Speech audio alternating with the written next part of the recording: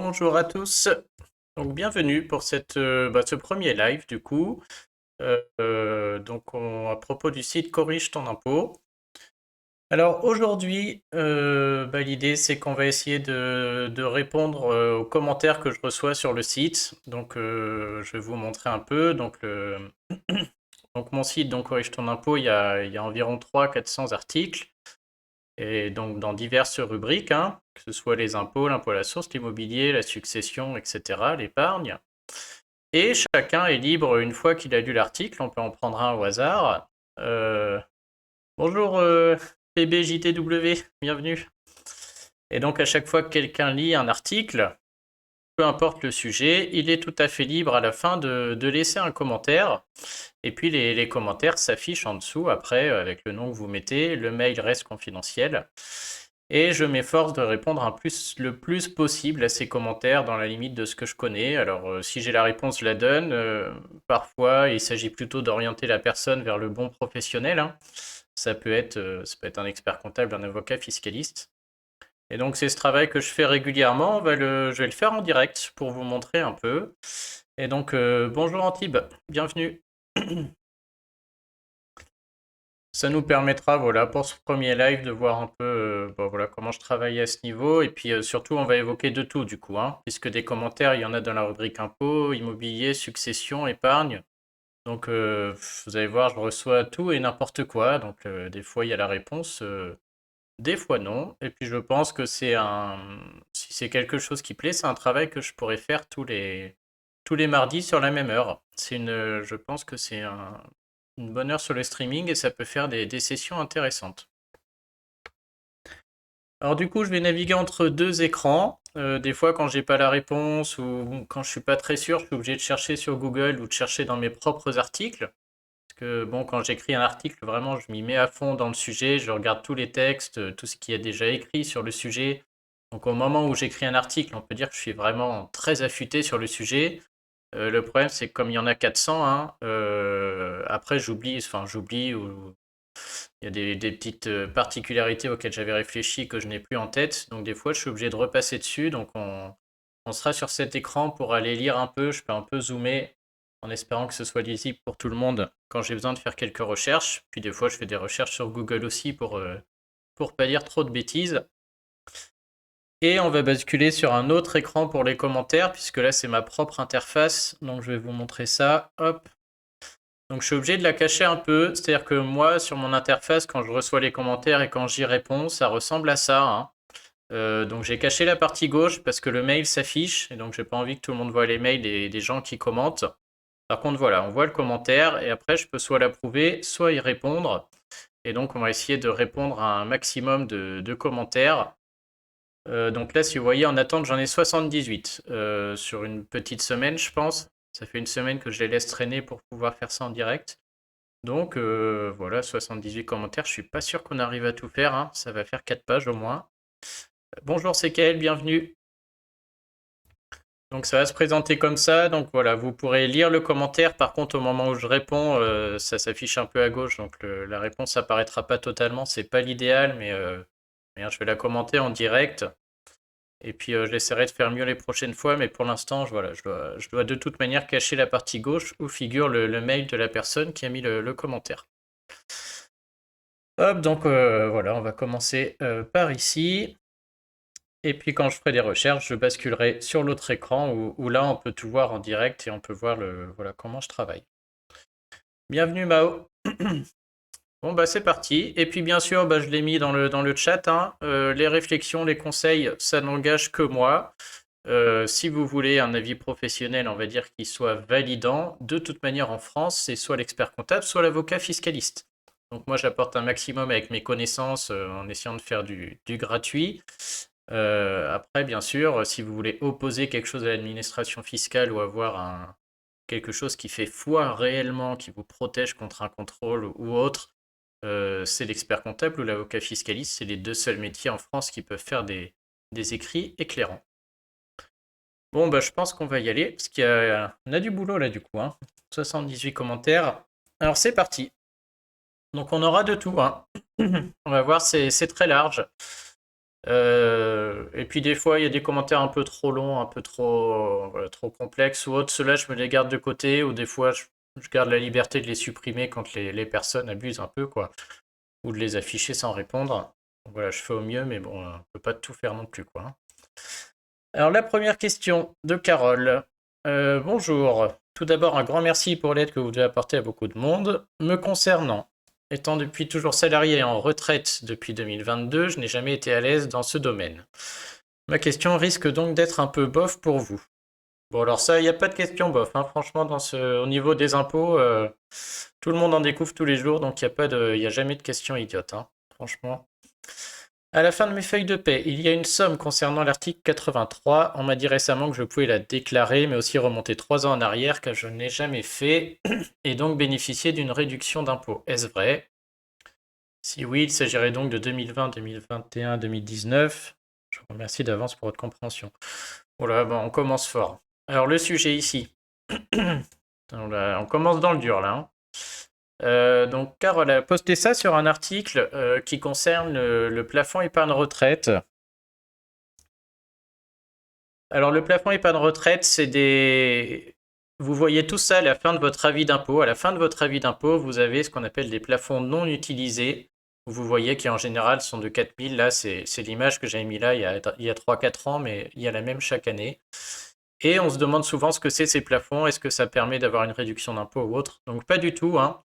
Ces plafonds, ils servent à la chose suivante. En France, on a des placements retraite, alors qui avant s'appelait le PERP, et l'article 83, qui est l'interrogation de Carole.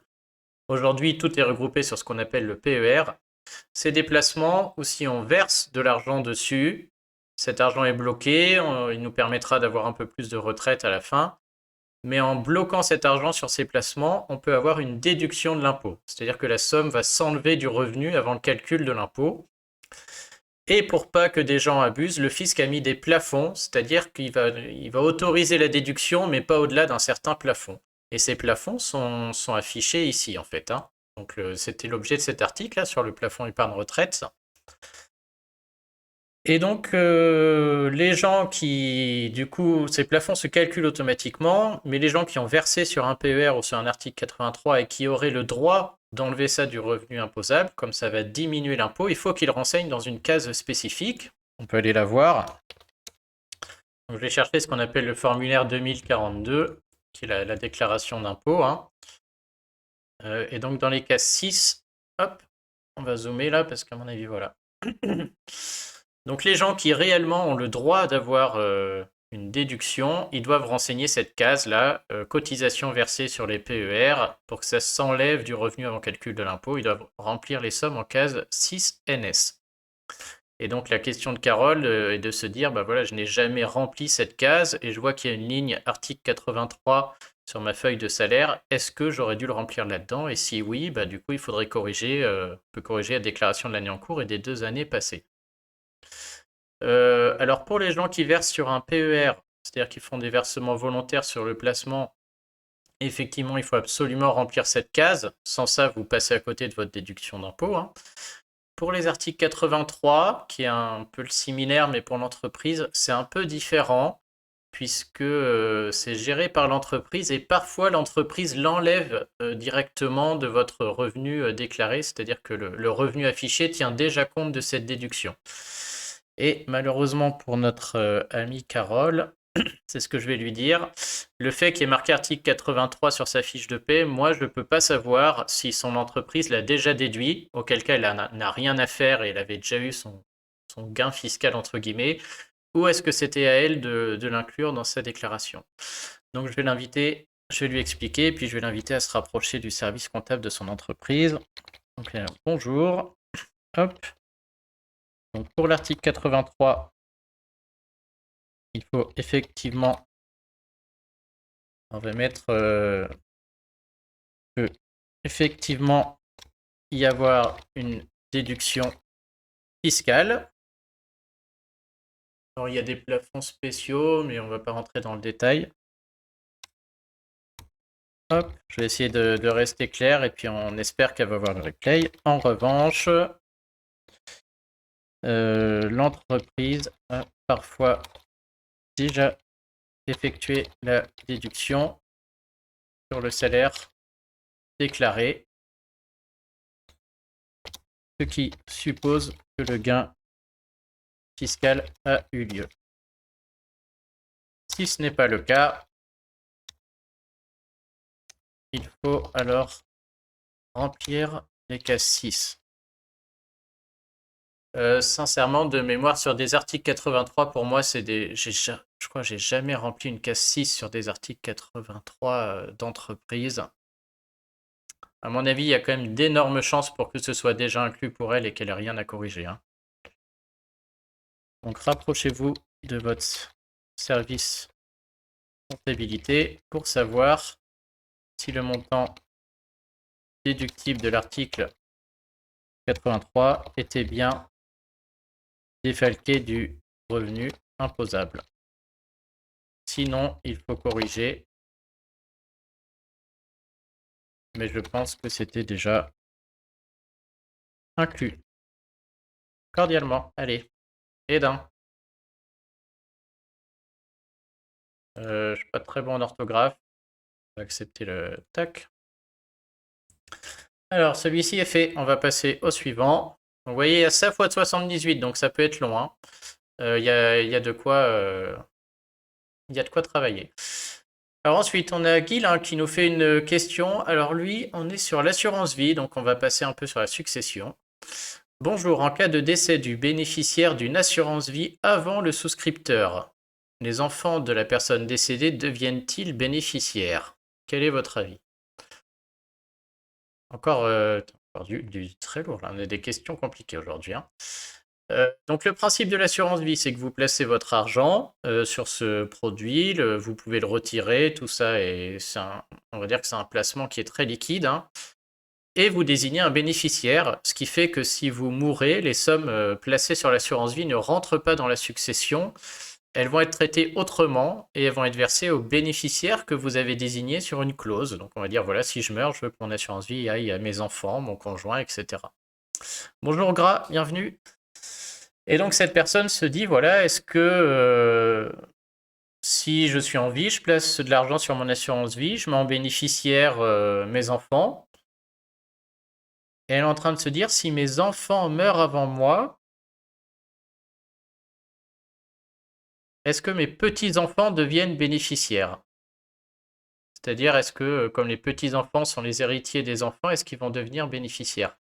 Donc là, pour moi, la réponse est assez simple. En fait, ça ne marche pas comme ça. Tout tient dans la rédaction de la clause bénéficiaire. C'est-à-dire que quand on la rédige, on prévoit différents ordres. Puisque si dans la clause bénéficiaire, vous me disiez le bénéficiaire, c'est mes enfants, point barre. Si au moment de votre décès, vos enfants sont morts, l'assureur va être bête et méchant, il va regarder la clause. Alors la clause, ça va aux enfants, il n'y a plus d'enfants. Derrière, j'ai personne, donc ça va à l'État. Et donc pour éviter ce souci, maintenant, on met des ordres comme ça. On dit mon assurance vie va à mes enfants, à défaut mon frère, à défaut mon voisin. On met comme ça des à défaut chaque fois. Et on met à la fin à défaut mes héritiers, ce qui fait que si vraiment il n'y a personne, on va chercher très loin dans les héritiers, les arrière-petits-cousins, etc. Et l'État n'arrive du coup que très rare. Et en plus, maintenant, dans les clauses bénéficiaires, on met par exemple mes enfants ou peu importe mon voisin, et on met la notion qu'on appelle vivant ou représenté. Et donc la réponse à Guilain, ça va être ça. C'est que si sur la clause bénéficiaire, il y a marqué vivant ou représenté, ça fait que si la personne qui doit avoir l'assurance vie n'est pas vivante, comme il y a marqué ou représenté, ses propres enfants vont pouvoir venir et la toucher. Mais s'il n'y a pas cette notion, on va faire dans l'ordre. Et sinon, voilà, comme le dit Antibes, s'il n'y a personne, ça va remonter dans la succession. On aura peut-être l'occasion de voir après comment marche la succession, etc. Donc là, on va lui dire clairement. En plus, j'ai un article sur le sujet. Je vais essayer de l'orienter vers cet article. Oui, non, bah, c'est l'article qu'il a lu, hein. Donc, les enfants de la personne décédée seront bénéficiaires de l'assurance vie si et seulement si. Alors, la personne décédée, je vais lui préciser du bénéficiaire décédé, puisqu'on ne parle pas du souscripteur de l'assurance vie ici.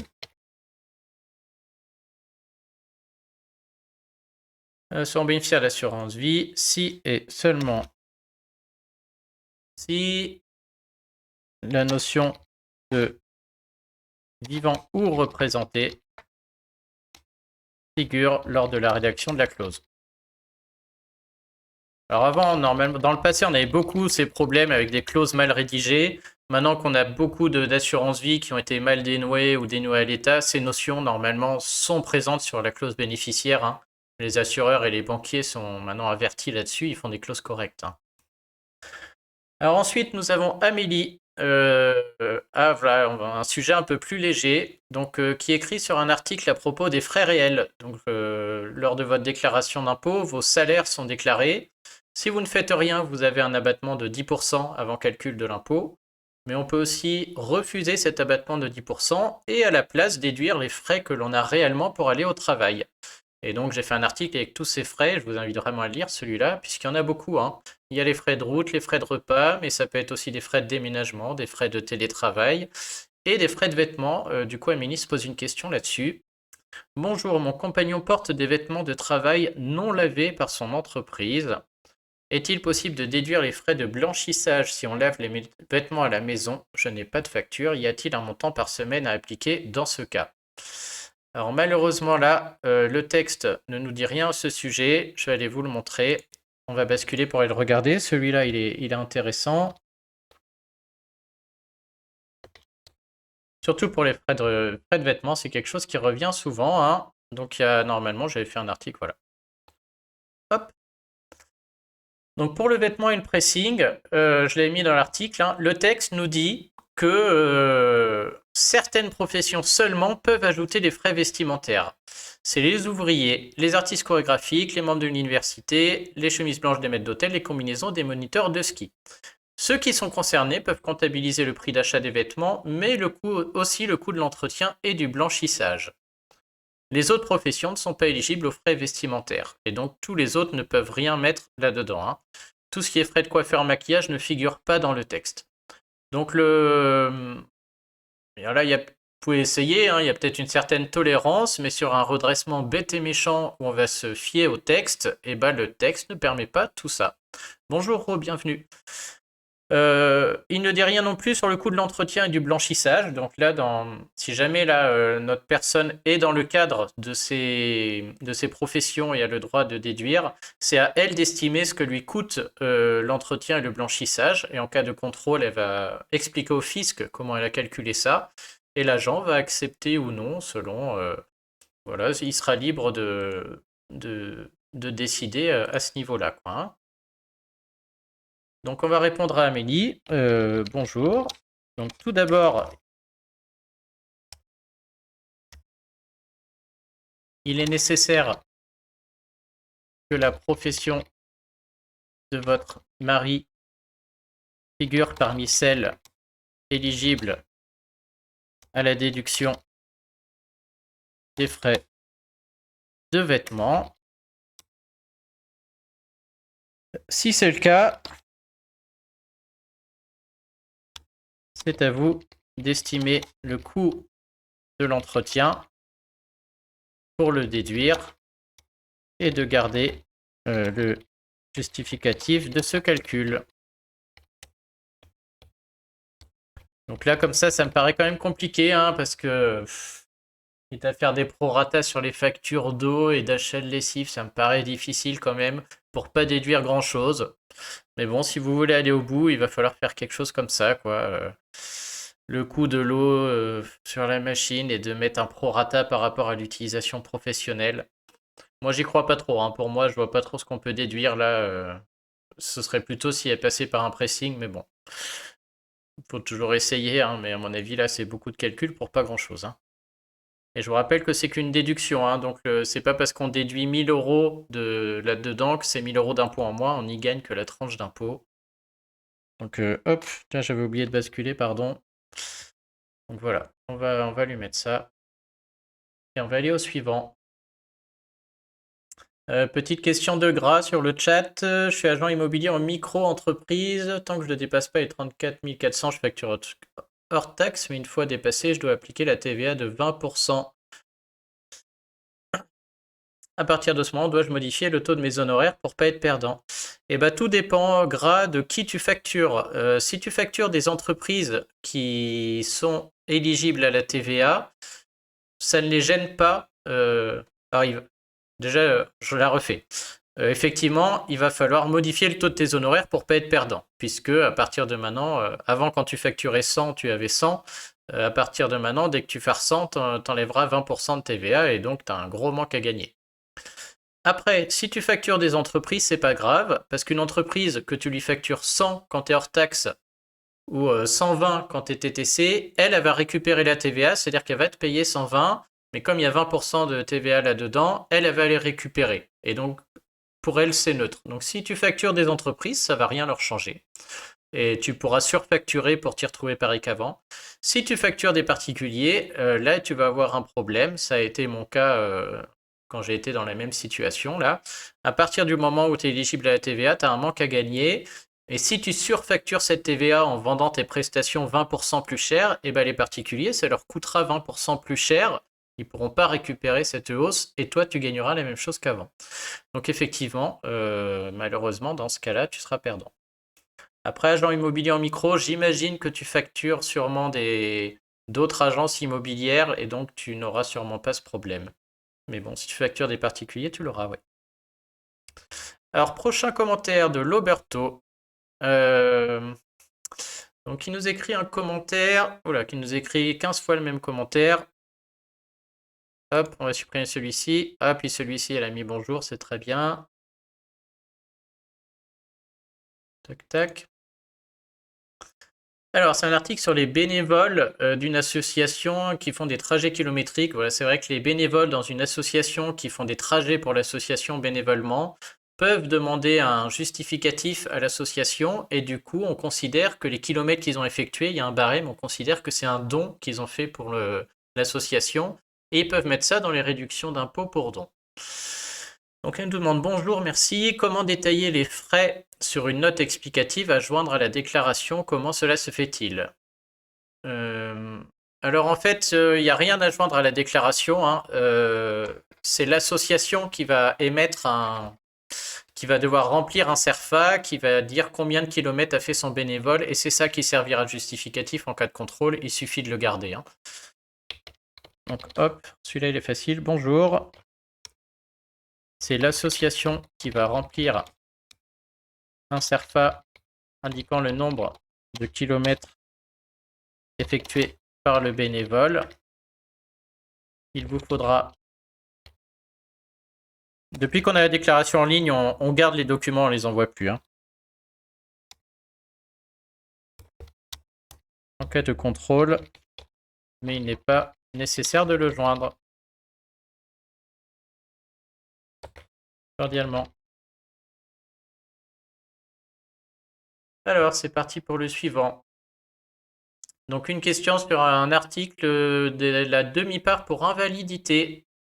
Donc, les gens qui sont invalides en France sous condition ont une demi-part en plus, et donc une demi-part qui peut faire baisser l'impôt. Bonjour, mon époux et moi-même sommes invalides à plus de 80%.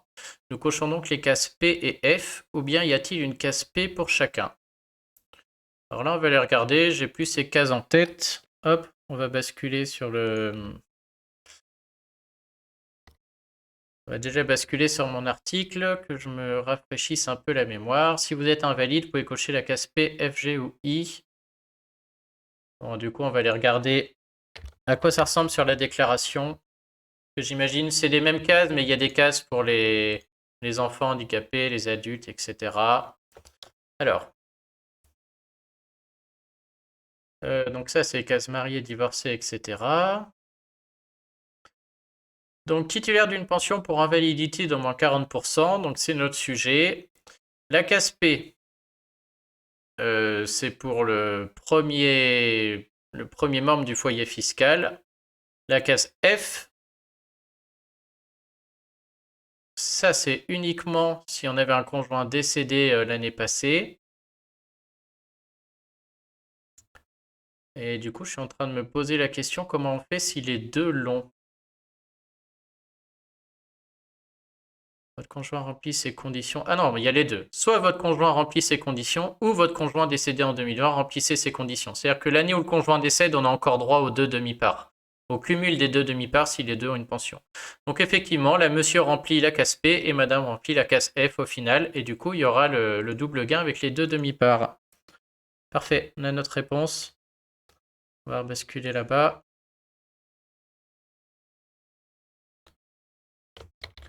Bonjour, il faut cocher la case P et la case F.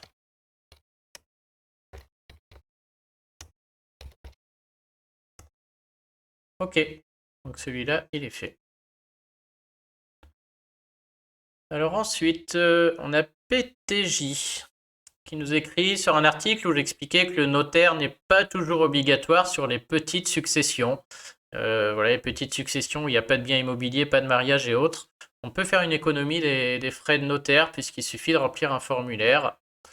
Alors, bon, lui, il nous envoie un gros message déjà. On va voir si on y répond. Bonjour, ma mère veuve vient de décéder. J'ai un frère et une sœur en bonne entente. Il y a quelques mois, il nous a fait une donation de sa maison, nous nommant nu propriétaire et en gardant l'usufruit. Elle n'a qu'un compte courant et des comptes d'épargne disponibles, le tout s'élevant à un peu moins de 50 000 euros. Elle n'a pas d'assurance vie. J'ai 2 questions. Étant donné qu'un seul héritier peut faire les démarches, quelle formalité effectuer pour nommer un des enfants comme porteur du règlement de cette succession? Devons-nous faire appel à notaire pour acter la pleine propriété? Dans le cas contraire, que faire? Donc là, clairement, on a une problématique de maison. Donc même si la défunte avait donné ce qu'on appelle la nue propriété de la maison, c'est-à-dire qu'elle avait déjà donné la maison aux enfants et elle en gardait que l'usufruit, le droit d'y vivre. Quand elle meurt, l'usufruit disparaît et ceux qui ont la nue propriété récupèrent leur maison, hein. Je vais quand même lui conseiller, lui, d'aller voir un notaire. Peut-être qu'il n'y a pas. Ouais, juste pour voilà, pour vérifier qu'au niveau du bien immobilier, ça a bien été réglé. Je pense que ça vaut le coup d'aller voir le notaire qui a rédigé l'acte. On ne sait jamais, quoi, pour voilà, vérifier que ce transfert de propriété immobilière a bien été fait. Et ça, c'est notaire obligatoire, hein. Donc là, clairement, il ne s'agit pas de faire une petite économie en évitant le notaire. Ici, il vaut mieux aller payer le professionnel et s'assurer que tout va bien. Donc sur le cas du démembrement, je pense qu'il est nécessaire de voir un notaire pour s'assurer que tout est OK.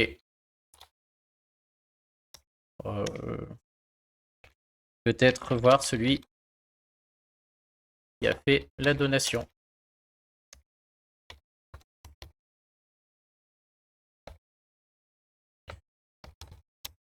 Il se chargera de régler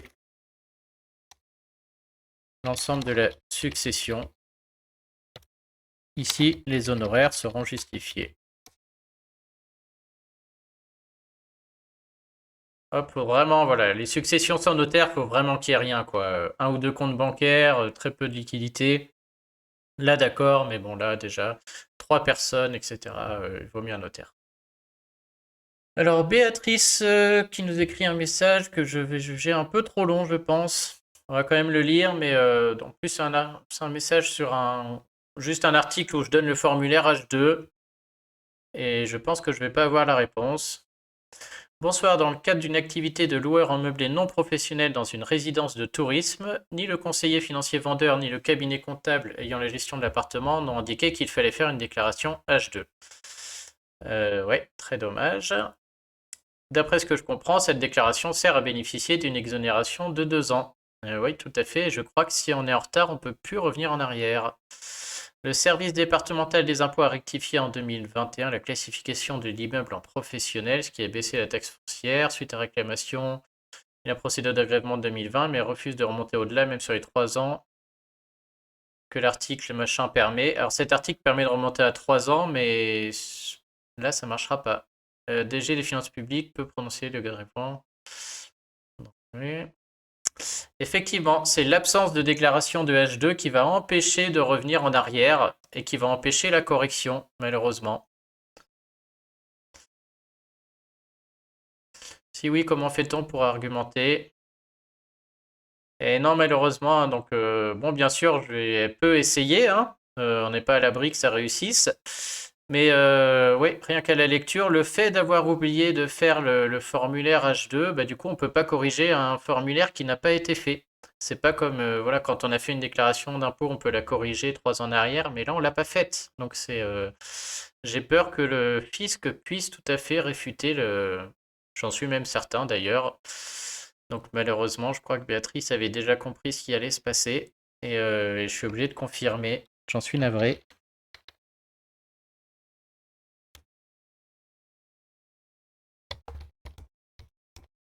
Pas dans son droit. L'absence de formulaire.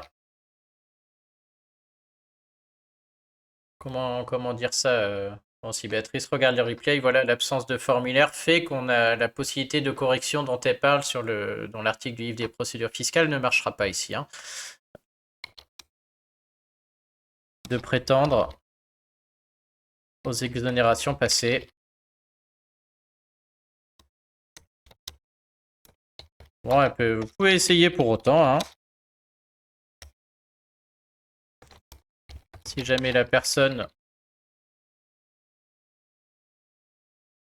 Ouais, vous pouvez essayer pour autant, mais bon, voilà quoi. Bon, moi, je vais m'arrêter là, mais voilà. Je dirais, vous pouvez essayer pour autant, on sait jamais si vous tombez sur une personne de très bonne humeur ou très compréhensive, peut-être va accepter, mais non, dans les faits, je pense que non, et il n'y a pas de justification à apporter particulièrement. Hein, puisque malheureusement, là, le fisc est totalement dans son droit. Reste la possibilité d'essayer de se retourner contre le conseiller financier, le cabinet, etc. Mais bon, ouais, ça reste compliqué là. Donc Guilain, bah lui on a déjà répondu, il avait posté en double, donc on supprime, on gagne du temps. Sorio, j'ai posé une question, je trouve pas la façon de voir votre réponse suite au mail que vous m'avez envoyé. En plus, il nous envoie ça dans un autre article.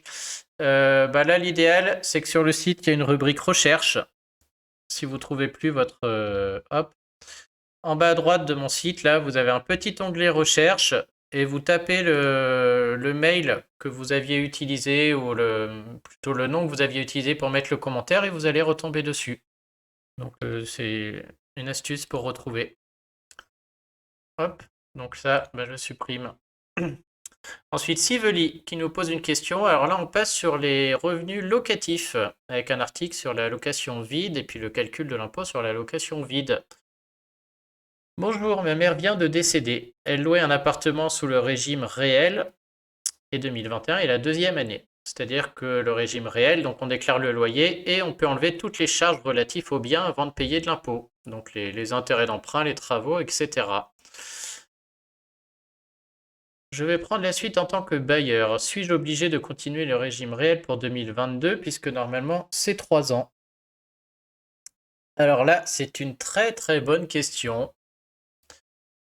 Donc effectivement, quand on s'engage sous le régime réel, la contrepartie, c'est qu'on y reste 3 ans, puisqu'il y a un autre régime qui est le régime microfoncier, où on enlève 30% du loyer, mais on n'enlève pas les charges.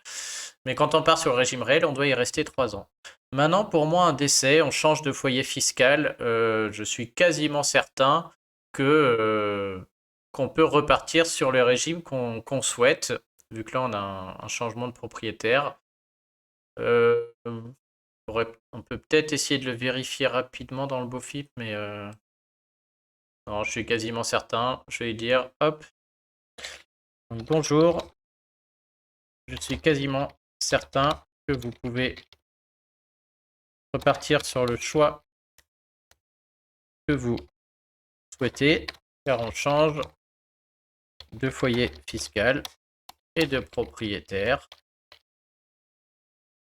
Elle peut poser au fisc la question sur la messagerie sécurisée pour être voilà, 100% certaine. Là, ça vaut peut-être pas le coup d'aller solliciter et payer un expert comptable ou autre pour ça, parce que je suis quand même vraiment quasi sûr.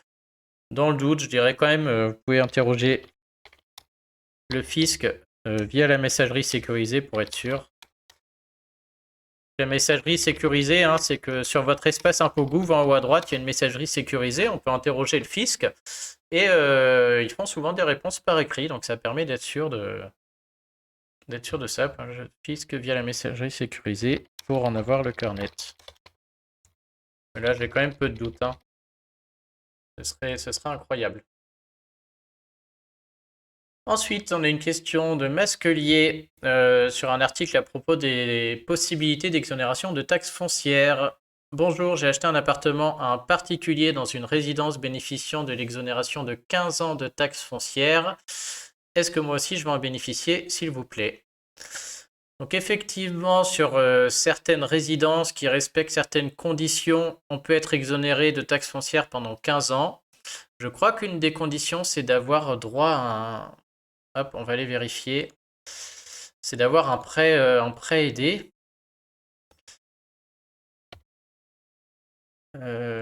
Par contre,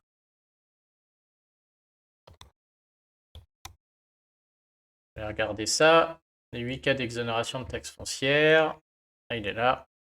Il existe une exonération de la taxe foncière sur 15 ans pour les personnes ayant acquis une maison neuve avec plus de 50% de l'achat financé par des prêts aidés ou des prêts à taux zéro. Donc si c'est cette condition, je ne sais pas si le fait de racheter permet encore d'avoir l'exonération de taxe foncière, puisque la nouvelle personne qui possède le bien, c'est pas elle qui a eu le prêt aidé ou le prêt à taux zéro.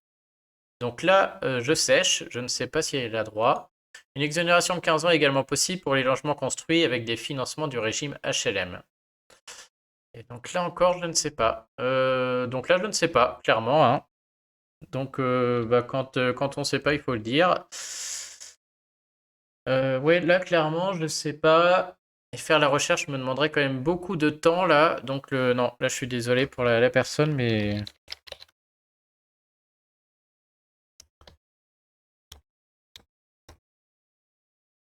Je vais dire, je suis pas certain ici vers qui on pourrait l'orienter.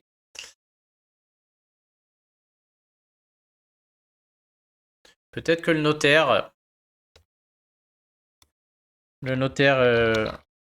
ou l'agent immobilier. Je pense qu'un notaire peut faire la recherche facilement. Et sinon, je pense que de toute manière, ça va se faire automatiquement, hein. C'est-à-dire, l'autre option, c'est d'attendre. Si une taxe foncière arrive, c'est de faire une réclamation, disant voilà, j'ai reçu la taxe foncière, pourtant c'est un logement exonéré 15 ans. Si quelque chose fait qu'en fait on n'y a pas droit, le fisc vous le dira tout de suite et vous serez au courant, hein. Donc, à mon avis, l'autre solution, c'est d'attendre.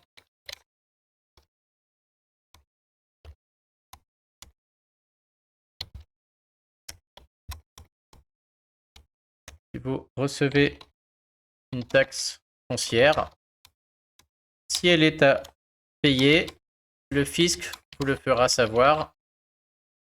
Et en général, il vous joint le texte.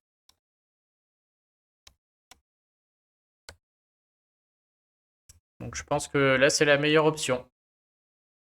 Alors ensuite, Séropian qui nous écrit, alors là je vais pas comprendre malheureusement, donation des grands-parents aux petits-enfants, c'est un article qui explique comment optimiser les dons entre grands-parents et petits-enfants.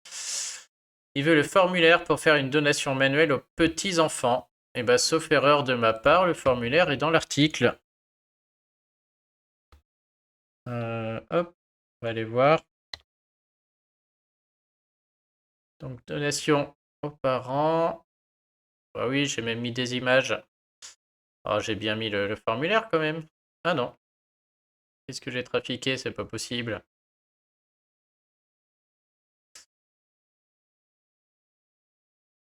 Ah, c'est qu'il est là. C'est que j'ai... Oui, il est sur l'article annexe qui explique comment faire une donation. Hop, donc on va lui envoyer cet article. Et là, je l'ai mis où? Il est tout à la fin. La petite icône PDF. Donc on va lui expliquer. Bonjour. Le formulaire est sur cet article tout à la fin. Il faut cliquer sur l'icône PDF, mettre rouge et blanche, c'est jamais. On n'a pas toujours des spécialistes d'internet.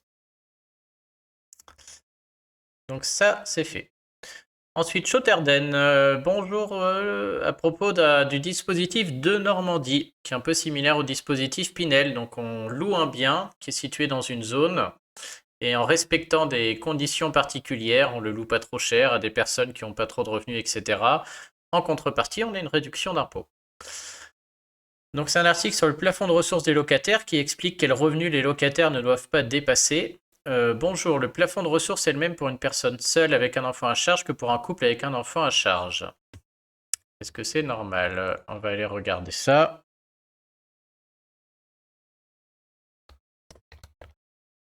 Alors, plafond de ressources des locataires de Normandie.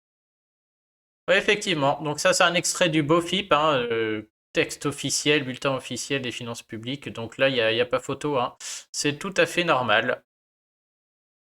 Et bon, c'est vrai que c'est bizarre, hein, puisqu'une personne seule avec un enfant à charge a beaucoup moins de chances d'atteindre ces seuils qu'un couple avec une personne à charge. Mais malheureusement, c'est comme ça. Donc là, oui, je peux rien y faire.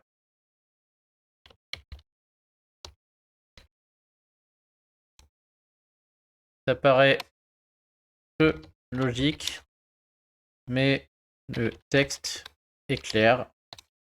Cela fonctionne ainsi. Alors, ensuite, on a Adam. On revient sur une question à propos des revenus fonciers et du prélèvement à la source. Ça, c'est un sujet qui peut être compliqué, hein. Article très intéressant avec un travail de fond, bravo. Récemment, mon père, récemment veuf.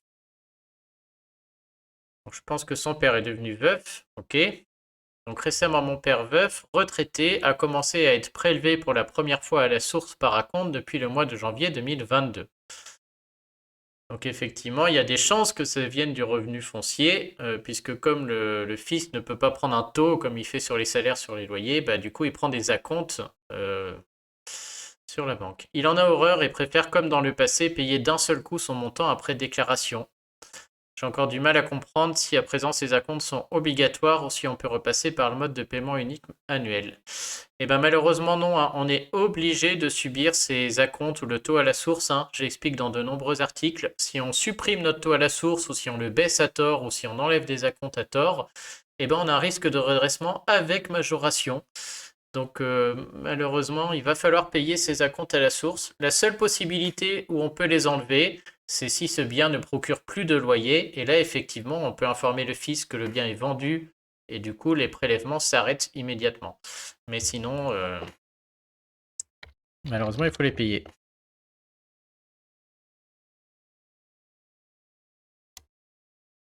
Ces acomptes à la source. La seule possibilité pour les stopper arrive si vous vendez le bien ou si vous ne le louez plus. Voilà.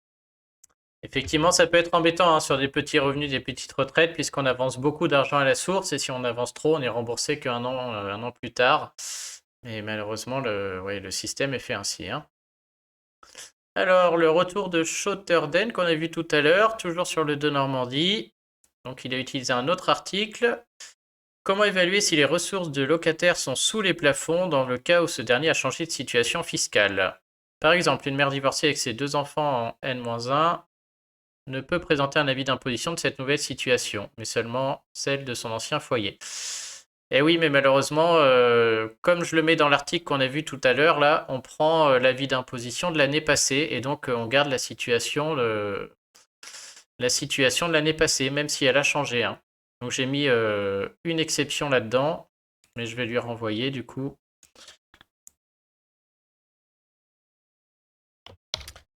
Donc hop, bon, de toute manière, il a lu l'article. On garde la situation de l'année sur laquelle on se base. Voir l'article annexe que vous aviez lu. Si le changement...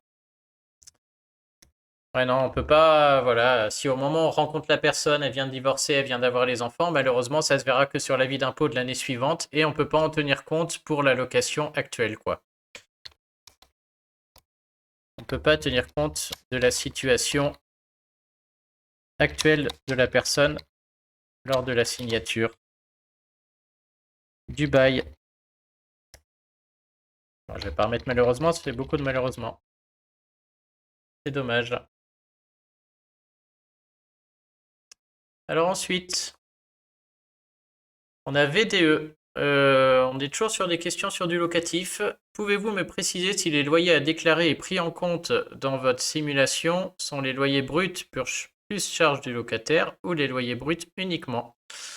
Bon, bah là, c'est très facile. J'ai fait un article. Hop.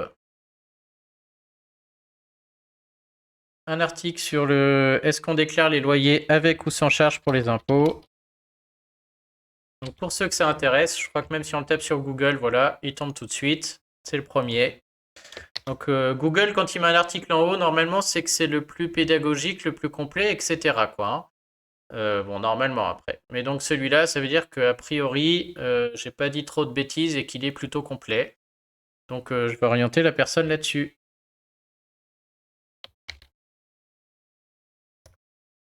Hop. Je vais pas y arriver. Je vais tout expliquer à ce sujet ici.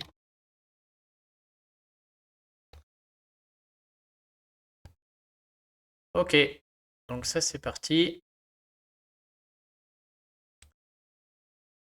Et il nous en reste quand même une soixantaine. On a déjà fait 18, c'est pas mal, hein. Alors, on repart sur la succession. Chrisma, bonjour, une question sur une succession. Le grand-père de ma mère a épousé une de ses cousines. Oh purée. Ça, c'est. Celles-là, elles me font mal à la tête à chaque fois. Le grand-père de ma mère a épousé une de ses cousines. 5 cousins-cousines de la même lignée. Ils ont eu une enfant qui décède aujourd'hui. Qui hérite? Ma mère seule ou y a-t-il un partage entre cousins-cousines? Oh purée. Le grand-père de ma mère, donc ton arrière-grand-père, a épousé une de ses cousines. Ils ont eu un enfant qui meurt. Aujourd'hui, qui hérite? Ma mère seule, ça veut dire que c'est son beau-frère? Ou y a-t-il un partage entre les cousins-cousines? En fait, ça va être simple, hein. Je vais vous montrer le lien. On va repartir sur... hop. Donc, en termes de succession, j'avais fait tout un article. Et donc, si rien n'est fait, ça se passe comme ça, hein. Alors, dans les cas où rien n'est prévu, on va d'abord regarder par colonne. Donc, il y a un tableau comme ça qui existe. Alors, il y a quelques exceptions, vous lirez l'article, hein. Mais on regarde par colonne. Donc, si on a des gens dans la première colonne, enfants, petits-enfants, etc., tous les gens en dessous de nous, et bien ceux-là sont prioritaires, tous les autres n'ont rien. S'il n'y a personne dans la première colonne, on va regarder la deuxième, sinon la troisième, sinon la quatrième. Et ensuite, on regarde par ligne. Donc si on est dans la première colonne, ceux qui sont dans la première ligne vont hériter et les autres n'auront rien, etc. Donc là, dans le cas-là, la personne qui meurt, on regarde, est-ce qu'elle a des enfants, petits-enfants, etc. Si oui, bah, c'est les premiers de la ligne qui héritent. Sinon, on va regarder le deuxième, est-ce qu'il y a des parents, des frères et sœurs, etc. Sinon, on va regarder le troisième, quatrième, etc. avec les 2-3 exceptions que je détaille en dessous. Donc là, j'avoue que je vais m'épargner un petit mal à la tête et je vais dire qu'on va procéder comme indiqué dans l'article avec le tableau des ordres et degrés. Si la personne a des enfants, ils héritent. Sinon, ce sera les parents, frères, sœurs, Sinon, le troisième ordre,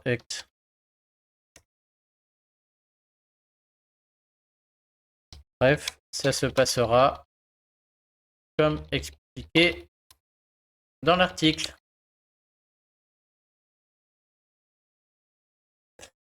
Alors, il y a des questions sur le chat. Je suis désolé, Albizia, je vois pas tout. Bah, je vois pendant le replay là, donc c'est trop long, malheureusement. Je vois juste la fin là. Suite, l'ANA, si arrêt du contrat avec l'ANA, les réductions d'impôts sont-elles reprises? Quels sont les justificatifs? Il va falloir me remettre le début ou faire un peu plus concis, malheureusement. Bonjour Boracar, bienvenue. Alors, les contrats de CAPI sont-ils intégrés à une succession et comment cela se traduit-il au niveau des impôts? Sauf erreur, oh, je sais plus du coup. J'ai envie de dire que non, c'est comme l'assurance vie, ça c'est hors succession. On va faire une petite vérification rapide que je dise pas trop de bêtises. Mais pour moi, c'est comme l'assurance vie et du coup,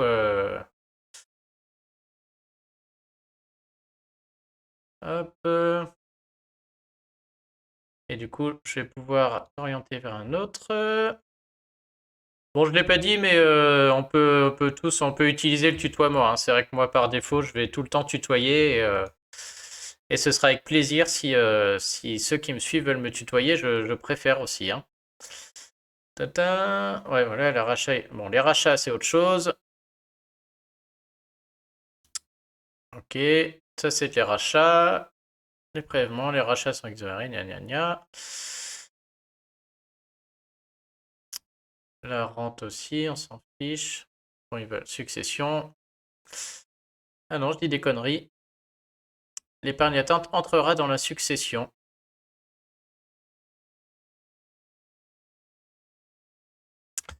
Bon, bah, je dis des grosses bêtises.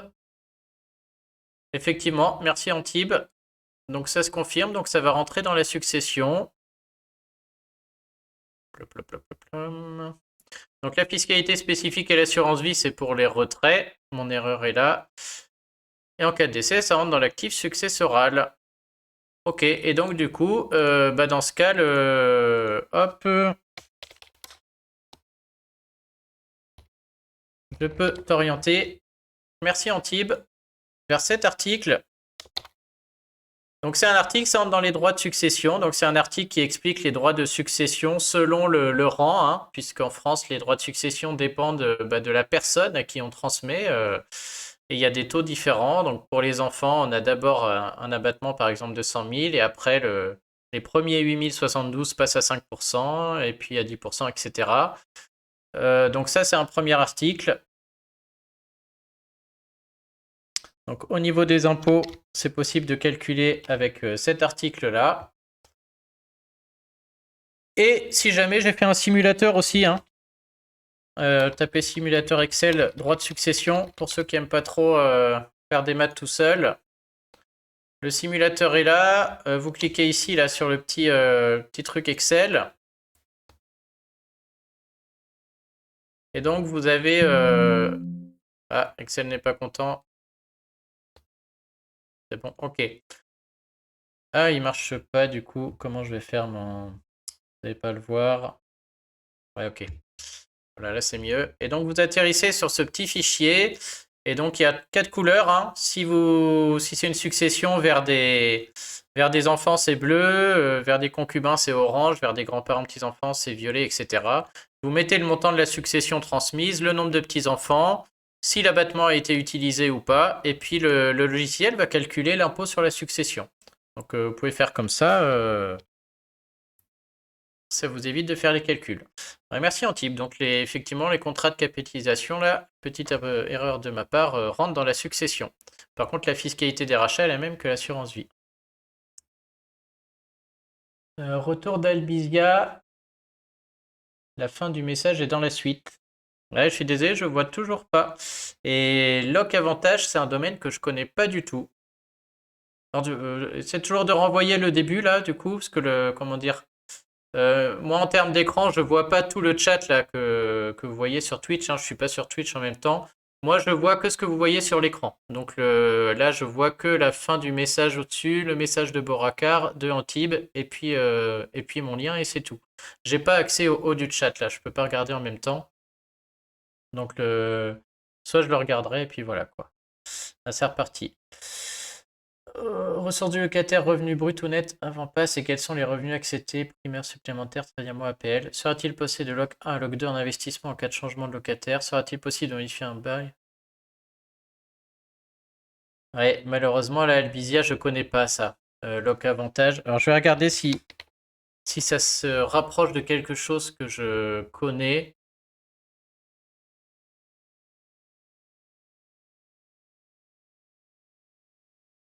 Ok. Non. Alors par contre, d'ailleurs c'est possible aussi, s'il y a des... Ça va être une idée de sujet pour une prochaine fois, donc je me le note. C'est aussi l'avantage pour moi de faire comme ça des lives, c'est d'avoir des idées de sujets ou des idées sur des prochains lives. C'est-à-dire que je travaille un peu dessus avant et je ferai un live sur le sujet ou je ferai un article. Donc là, Albizia, je suis désolé, j'ai pas du tout les réponses à ces questions. Là, je connais pas bien ce dispositif. Par contre, je vais me renseigner. Je me le note dans ma to-do list et ça fera peut-être le sujet d'un prochain article ou d'un prochain live. CKL, petite question, tu confirmes bien que pour une location en LMNP ou SCIS, il faut bien un comptable, alors que pour SCIR, ce n'est pas obligatoire. Tout à fait. Alors LMNP seulement si c'est au réel, puisque LMNP au microbic, bon, il suffit de remplir la case 5ND, c'est facile à trouver quoi. Je crois qu'elle est sur la 2042, c'est pro, on peut aller regarder. Hop. Ou la 2042C, je sais plus. Enfin bref. Régime microbique. Elle est là, voilà. Donc sur du régime microbique, là, si c'est du LMNP en microbique, pas besoin d'expert comptable. On met les loyers dans la case, il y a l'abattement de 50%, c'est terminé. Par contre, sur du LMNP en réel ou de la SCI à l'IS, alors là oui, hein, prenez un expert comptable, ne serait-ce que pour le calcul de l'amortissement, faire les bilans, compte de résultats, etc. Oui, c'est pas obligatoire, mais faites-le, je veux dire, au moins faites-le les premières années, vos déclarations sont carrées, dans les temps, vous pouvez montrer au fisc que ça a été fait par un professionnel. Après, si vous vous sentez à l'aise et que c'est un peu les mêmes chaque année, pourquoi pas essayer tout seul. Mais oui, clairement, expert comptable obligatoire, hein. Sur une SCI LIR, c'est pas obligatoire, effectivement, puisque bon, il y a juste le formulaire 2072 à remplir. J'ai un article sur le sujet qui explique comment faire. Et hop, donc pareil, il arrive en haut, donc c'est qu'il est bien. Donc là, je vous explique case par case comment faire. Et ça, vous pouvez le faire tout seul, hein. Mais ouais, sinon, expert comptable obligatoire. Moi-même, si demain je louais un bien meublé en LMNP au réel ou une SCI LIS, je ne ferais pas tout seul, hein, je prendrais un expert comptable. Voilà, autant la fiscalité, on va dire, du particulier, c'est ma spécialité, mes articles sont dessus. La fiscalité de l'entreprise, c'est le domaine de l'expert comptable, ils sont très forts là-dedans, et pour les LMNP, SCI, LIS, oui, clairement, c'est ce qu'il faut. Alors on est reparti. Mathieu, une question sur la garde alternée. Effectivement, il y a beaucoup d'optimisation quand on a des enfants en garde alternée à faire. Bonjour, ma fille de 15 ans est en résidence alternée suite à mon divorce en 2015. Sauf que depuis le 1er janvier 2021, elle vit à 100% chez moi et ne veut plus vivre chez son père. Ok, peut-être pas Mathieu qui pose la question du coup là. Enfin, depuis 2015, elle est déclarée en résidence alternée. Nous n'avons pas fait modifier le jugement de juge sur la garde. Nous avons un accord tacite avec son père. Pouvons-nous mettre d'accord avec son père pour que je la déclare à 100% et donc lui non, malgré le jugement de divorce? Ok, donc ça c'est une question qui revient souvent. C'est vrai que sur la garde alternée, il y a tellement de choses à faire. C'est-à-dire entre mettre, il faut calculer les simulations, est-ce qu'on la met chez l'un, chez l'autre, ou en garde alternée, ça fait déjà 3 simulations à faire. En prenant en compte les pensions qu'on peut verser chez l'un et ajouter chez l'autre, en prenant en compte la réduction d'impôt pour frais de scolarité si on remplit la case, c'est ce qu'explique l'article là en question. Et donc les gens ont souvent envie de basculer comme ça. Ici, ça me paraît pas problématique dans la mesure où ils vont faire ce qui se passe réellement. C'est-à-dire que ok, le jugement de divorce dit l'inverse, mais dans la réalité, l'enfant habite chez cette personne à plein temps et donc c'est du coup pas choquant de la mettre à plein temps sur la déclaration d'impôt. J'ai envie de dire, alors là, ça n'engage que moi, mais comment dire, même les gens qui magouillent un peu en la mettant que chez le père alors qu'en réalité elle est en garde alternée ou que chez la mère ou voilà.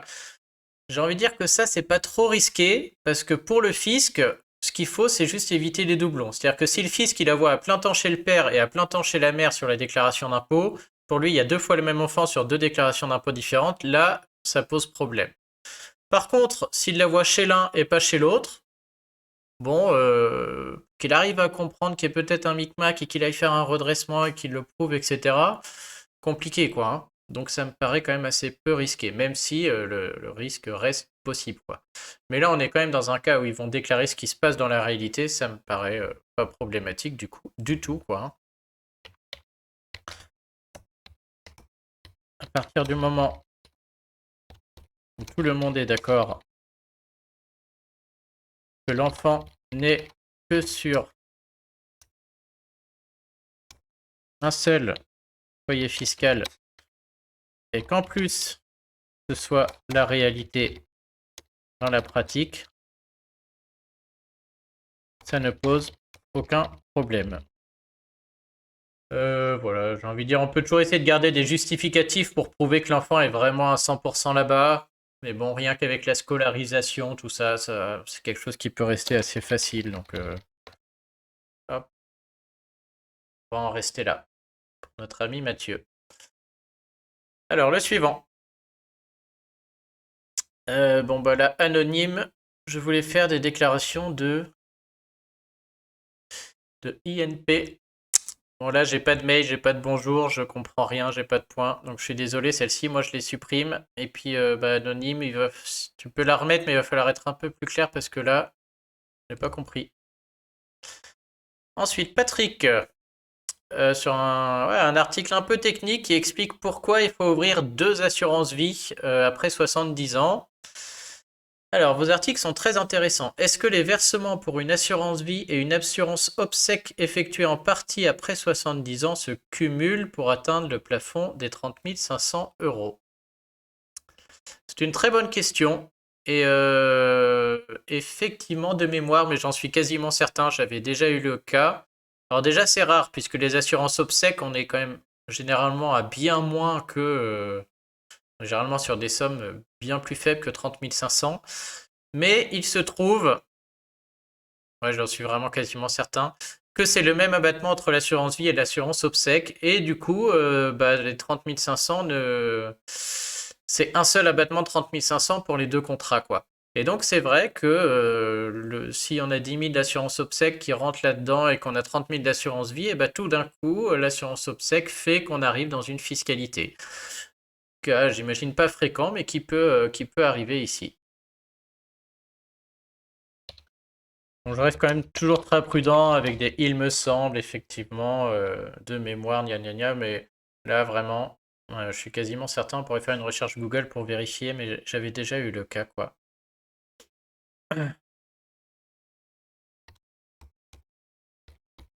De cumuler, mais que l'abattement de 30 500, lui, reste unique, malheureusement.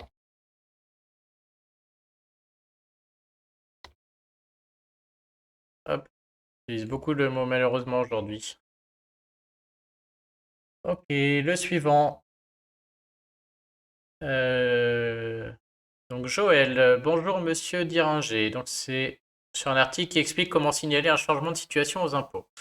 Nous sommes divorcés depuis février 2022. Je n'ai pas encore fait le changement de situation auprès des impôts et je me pose la question de savoir si je dois attendre la déclaration pour le faire. On a un bien immobilier, c'est mon époux qui conserve la maison. Nous avons fait la liquidation près du notaire. J'ai reçu la soulte, une moitié versée, l'autre moitié en versement mensuel programmé. Je ne sais pas comment ça passe au niveau des impôts, autant pour moi que mon épouse. Alors dans cet article, j'expliquais effectivement, donc depuis le 1er février 2022, ils peuvent attendre. Je crois que j'avais dit que la principale utilité au moment du Pax, il y en a quand même 2, hein, c'est vrai que c'est quand même bien de le mentionner. Mais là, ça va être fait vite fait. Hop, on va aller voir en cas de Pax. Hop. Donc les changements fiscaux, c'est là que j'avais mis, c'est principalement pour le taux à la source. Donc c'est vrai que si on indique une rupture de Pax ou un divorce, la déclaration séparée devient obligatoire dès l'année suivante. On n'a plus le choix, hein. Donc si je séparation en janvier 2022, et ben la déclaration 2023 des revenus 2022 sera séparée pour toute l'année entière. Donc si je me suis séparé au 30 décembre 2021, et ben la déclaration de cette année sera séparée pour l'année entière des revenus 2021, peu importe quoi. Et donc le taux surtout devient séparé immédiatement. Donc dès lors qu'on précise en ligne qu'on n'est plus ensemble, bah, le fisc va ajuster le taux à la source ainsi que les acomptes sur les revenus fonciers. Donc voilà. Et le problème, voilà, c'est ça, c'est les enfants. Ça, je disais pas que des bêtises. Il faudra mettre qui garde ou pas les enfants à charge. Alors, si on le met en ligne, on pourra corriger au moment de la déclaration l'année suivante, et c'est la déclaration qui fait foi. Mais déjà, le fait de mettre qui a ou pas les enfants à charge, ça va beaucoup jouer sur le taux à la source. Donc, le fait de le faire tout de suite, ça peut être bien pour le taux, mais on peut faire une erreur parce qu'on ne sait pas encore qui aura les enfants ou autres, on n'a pas fait les calculs, et donc il y a un risque quand même de payer trop ou pas assez à la source. Donc, est-ce que j'avais mis un autre conseil intelligent là-dedans? Ouais, donc c'est juste que ce sera régularisé, etc. Bon. Donc là, pour Joël, effectivement, il peut attendre. Là, par contre, attention, ça mérite peut-être une étude, là, hein, que ce soit moi, un expert comptable ou autre. Ce genre d'étude, ça coûte un peu cher, hein, ça coûte plusieurs centaines d'euros. Mais pour voir, voilà, s'il y a des enfants, où est-ce qu'on les met, prévoir entre, est-ce qu'une pension, une prestation compensatoire, j'ai fait des articles là-dessus qui expliquent il y a des gains fiscaux qui sont forts, hein, donc ça peut valoir le coup de s'intéresser avec un professionnel à ces sujets-là pour que tout soit fait au mieux, quoi. Donc là, j'ai envie de dire que si le taux à la source vous convient comme il est, vous pouvez attendre la déclaration 2023 pour le modifier. Personnellement, je trouve que ça fait long, hein. Ça fait. Ouais, moi, j'y crois pas trop, hein. Je trouve que attendre un an comme ça, en plus, il y a peut-être pas deux RIB différents. Enfin, s'il y a des revenus fonciers, moi, je conseillerais quand même d'essayer de modifier tout ça en ligne.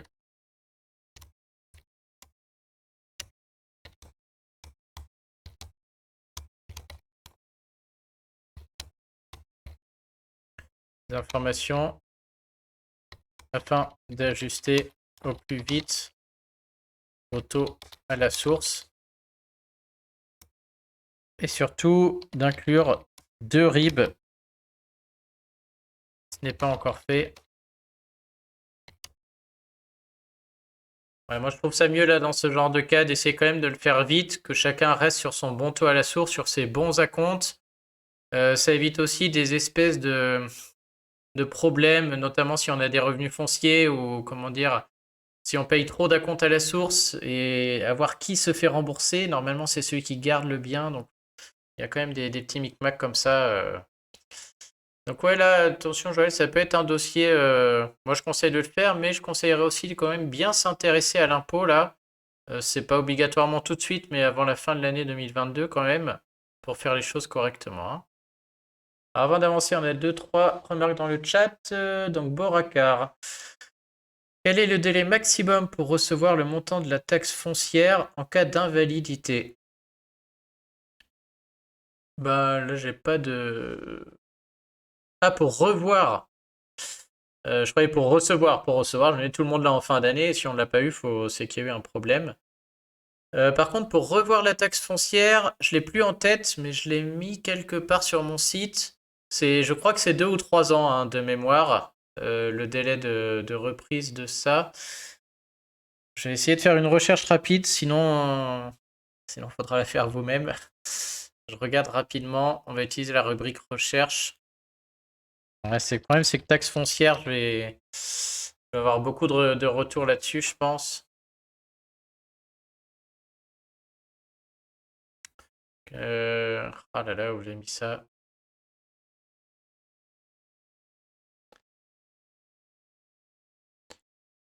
Ah, c'est peut-être ça. Reprise fiscale. Pendant combien de temps l'administration peut contrôler vos impôts?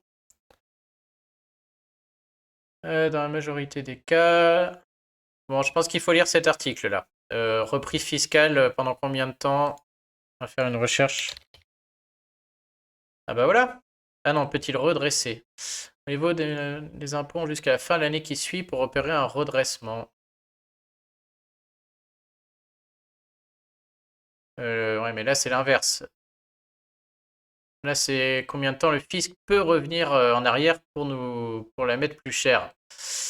Ah, j'ai pas dans l'autre sens. Donc comme ça, à première vue, j'ai envie de penser que c'est la même inverse. Donc c'est soit 2 ans, soit 3 ans, hein, jusqu'à la fin de l'année qui suit. Ouais, je suis pas certain, Bouracard. L'idéal, quand c'est comme ça, hein, c'est que dès qu'on peut la corriger, on fait la demande. On fait la demande le plus loin possible en arrière, même sur 5 ans, 10 ans, peu importe. Et de toute manière, le fisc, à chaque fois, il va vous accorder ce qu'il doit vous accorder. Donc si c'est 2 ans, il va accorder 2 ans. Si c'est 3, il va accorder 3. Donc il faut tout le temps demander de tout corriger, enfin, tout ce qui est possible, dès que possible. Et si la prescription est arrivée, le fisc vous informera, il vous donnera l'article en question qui fait la prescription. Là, comme ça, je dirais que c'est 2 ou 3 ans de tête, quoi. Et Marc, bonjour, bonjour Marc.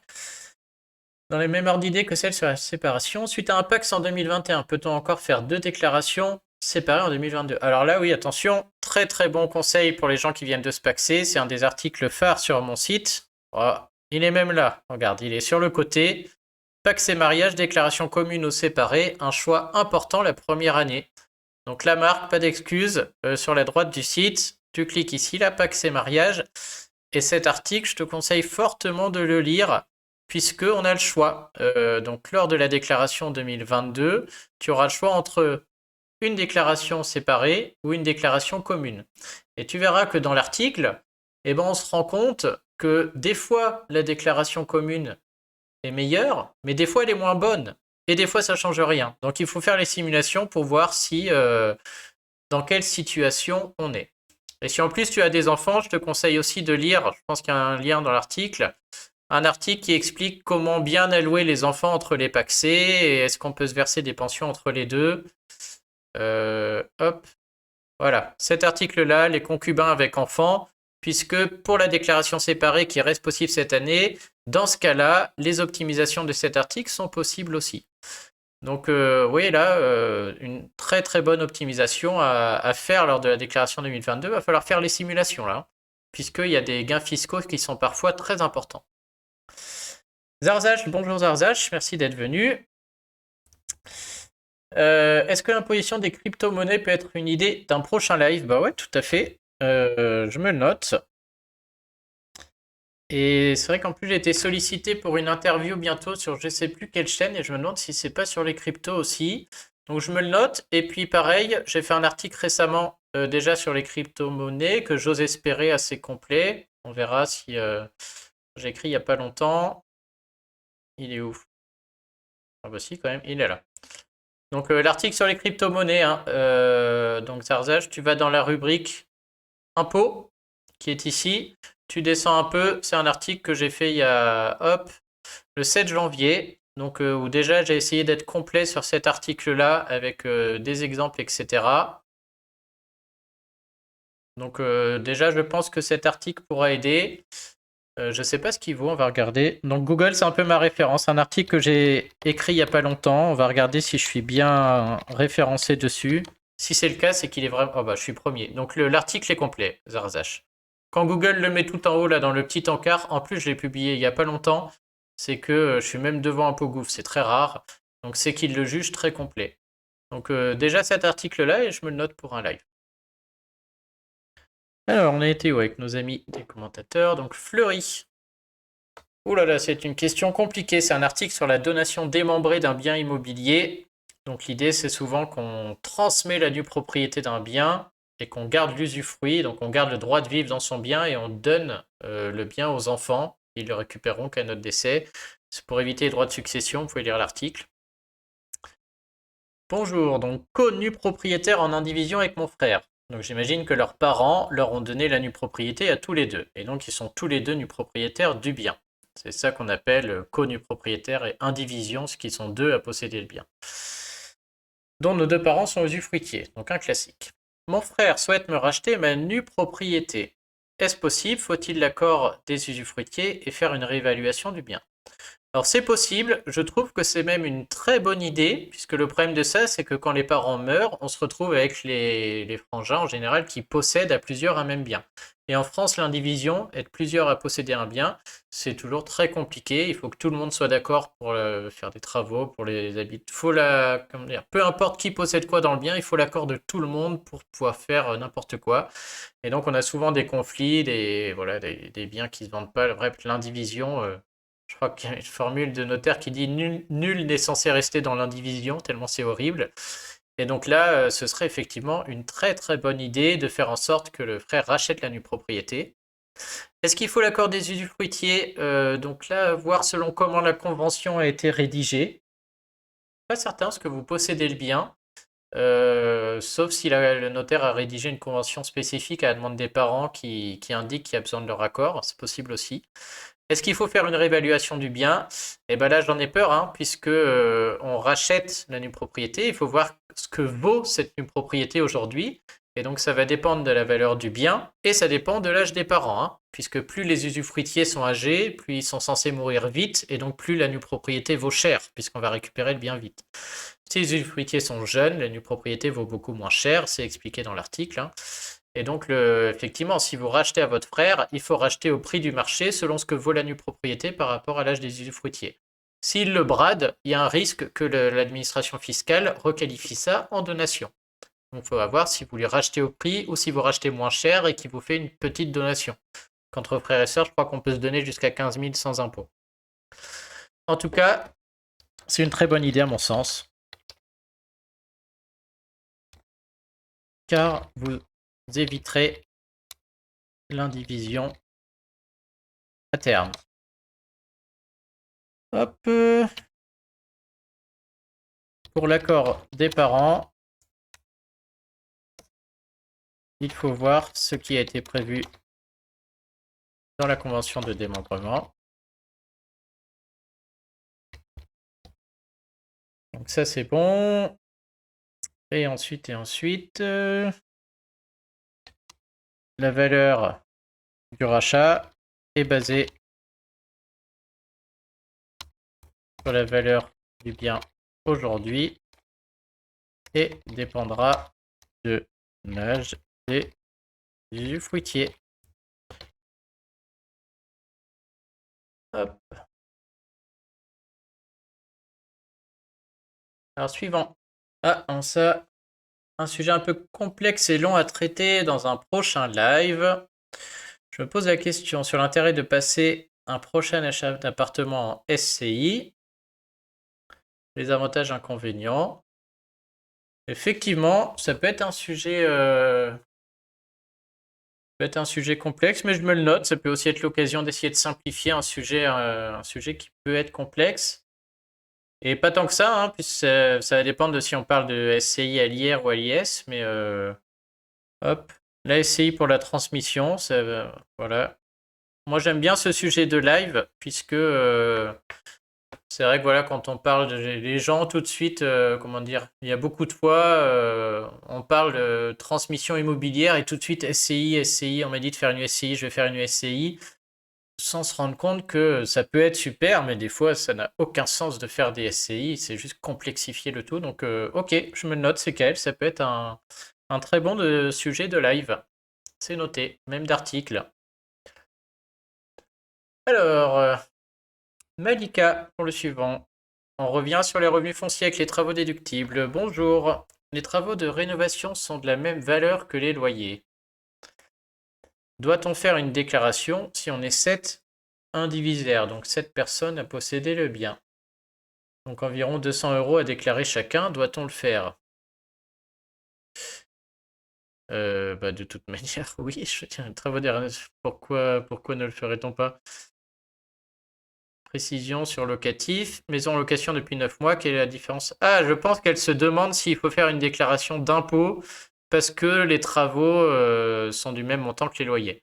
Oui, un grand oui, hein, puisque déjà, si les travaux sont plus importants que les loyers, ça va créer un déficit. Il y a des articles sur le sujet, on va peut-être avoir un gain fiscal à la clé. Et même si les travaux sont pile poil du montant des loyers et que ça fait zéro, il faut déclarer quand même, quoi, hein. Peu importe qu'elle est en loyer depuis 9 mois, Donc, oui, oui, hein.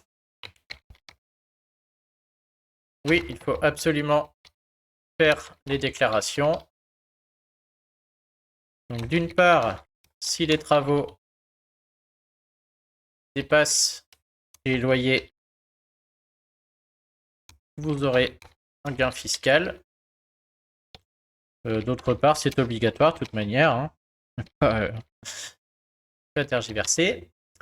Quelle différence entre les impôts fonciers et locatifs? Très bonne question. Donc les impôts fonciers, les impôts locatifs, c'est-à-dire que sur vos loyers, si les loyers moins les charges, vous avez quelque chose, vous avez un gain, et ben vous allez payer de l'impôt sur le revenu et des prélèvements sociaux. Mais vous avez aussi les impôts fonciers, à savoir une taxe foncière quand vous êtes propriétaire d'un bien immobilier, et la taxe d'habitation qui est payée par le locataire.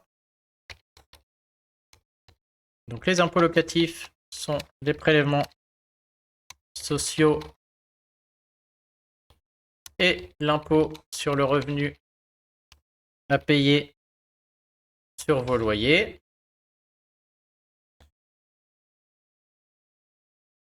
Donc à payer, ouais.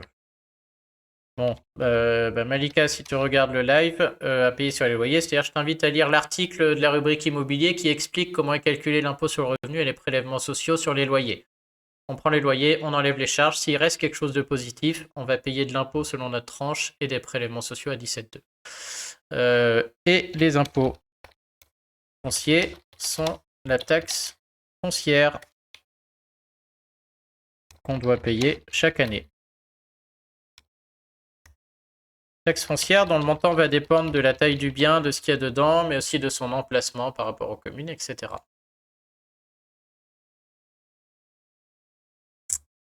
Hop, 11h49. Alors, Yves, qui nous écrit sur un article qui explique comment corriger une déclaration d'impôt, parce qu'on a 3 ans pour corriger une déclaration d'impôt.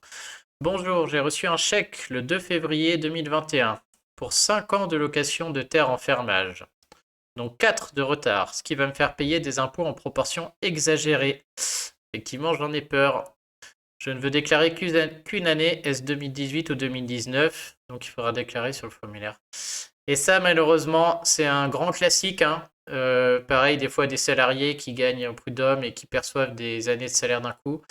En impôt, on déclare tout l'année où on l'a perçu, même si on les a gagnés les années d'avant. Donc là, en l'occurrence, Yves a gagné des revenus fonciers sur les années 2017, 2018, 2019, 2020, mais il a tout perçu en 2021. Et donc, on déclare tout sur la déclaration 2022 des revenus 2021. Et c'est très triste parce que du coup, ça peut faire augmenter l'impôt, voire même décupler l'impôt. Pour ça, on peut essayer d'utiliser ce qu'on appelle le système du quotient. Donc il y a une case à remplir. On explique aux impôts que voilà, on a perçu beaucoup trop cette année, que c'est des revenus exceptionnels qui viennent des années passées. Et les impôts font un espèce de lissage pour voir, c'est-à-dire pour pas qu'on change trop de tranches d'imposition. Donc la seule option, c'est de voir si on ne pourrait pas bénéficier du système du quotient, mais malheureusement, il faudra tout déclarer cette année, il n'y a pas de choix, hein. Donc je vais lui envoyer le lien vers l'article sur le quotient. Là, je suis un peu moins bien. Hop, je suis là.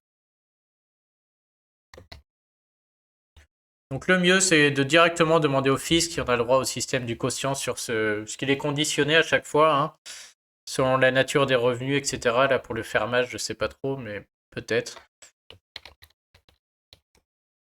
Absolument déclarer les revenus l'année où on les perçoit. Donc ici, tout en 2022. Vous pouvez voir avec le fisc si vous avez le droit au système du quotient qui permettrait de lisser l'imposition.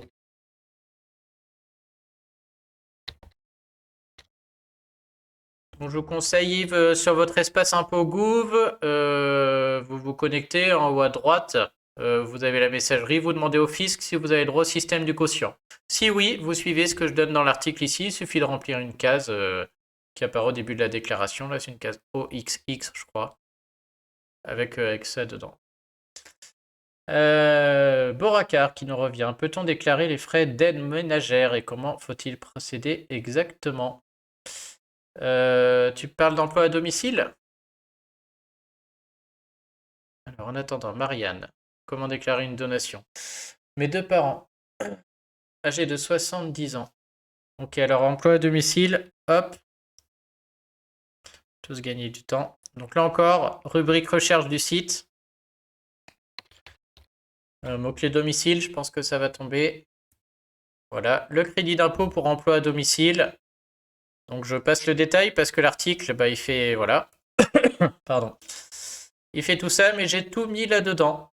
Donc tu as les, voilà, les conditions, le crédit d'impôt que ça va te procurer, la case à remplir, même une petite vidéo qui te montre comment trouver la case à remplir. Hop, donc je le mets dans le chat. Et je pense que tu trouveras ton bonheur ici.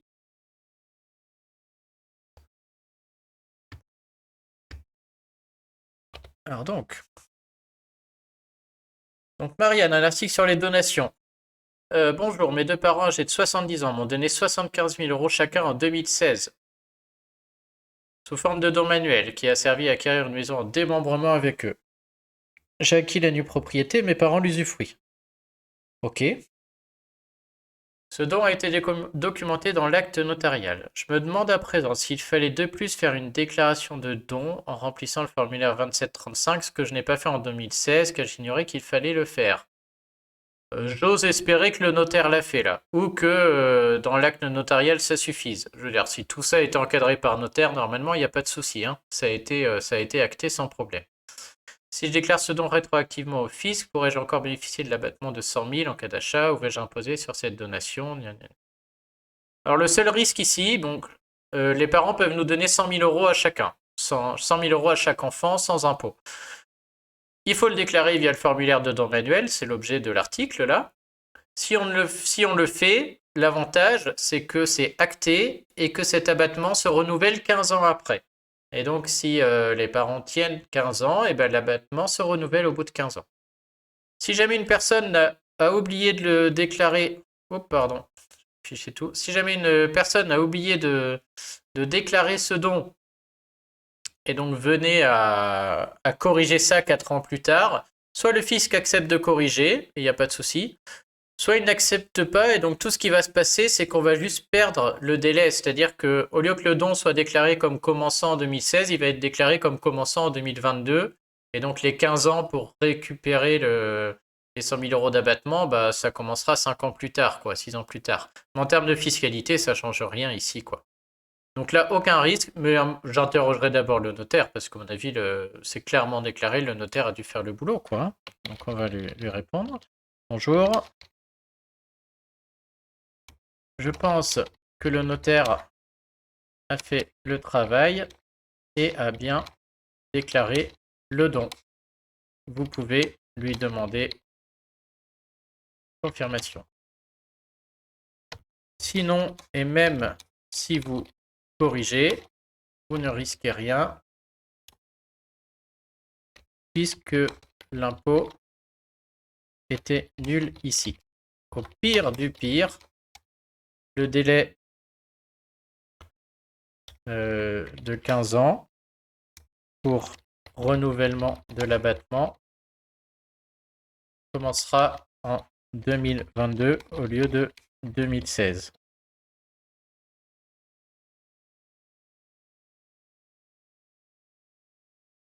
Alors 11h56, on va encore en faire quelques-uns et puis je pense que je reprendrai jeudi. Il m'en reste 52.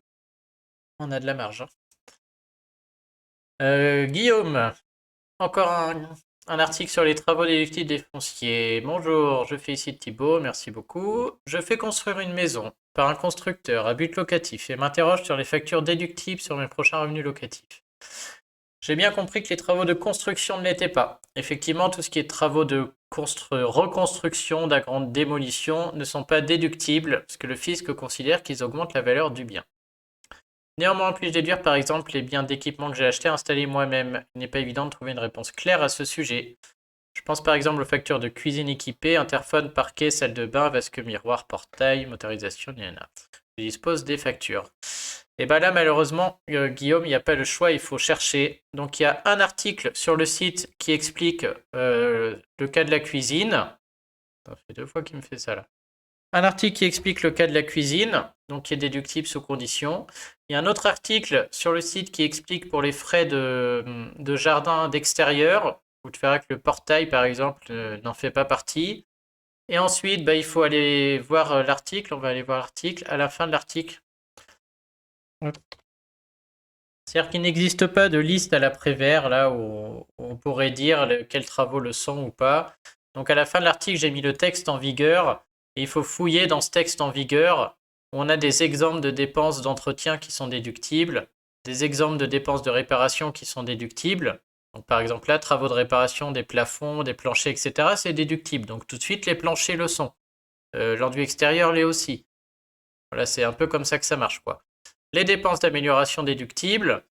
Donc là, on voit voilà, l'asphaltage du trottoir, l'agrandissement des fenêtres, et donc tout ça peut nous faire dire ce qu'il est ou pas, hein, c'est le texte en vigueur.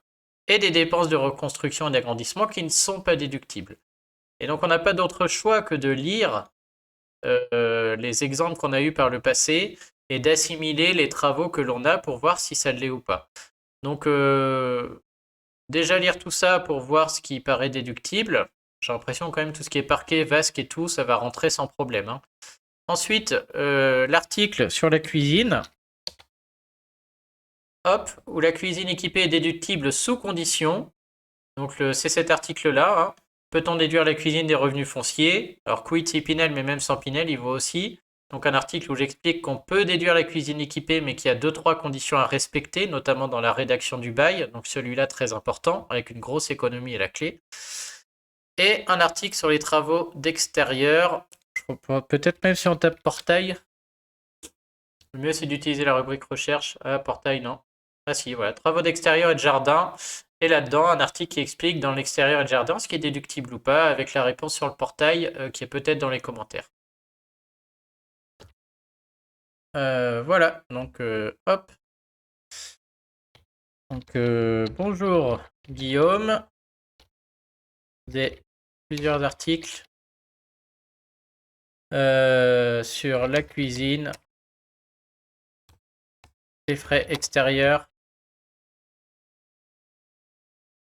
dans la rubrique immobilier qui vous éclaireront. Donc ça c'est bon. Tac tac tac. Sinon il faut regarder le texte joint à la fin de l'article et assimiler vos dépenses.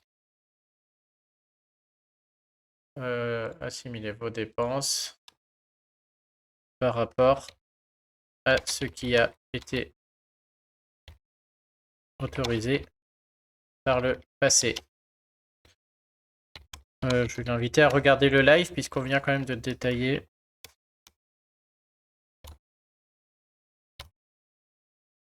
Détailler un peu.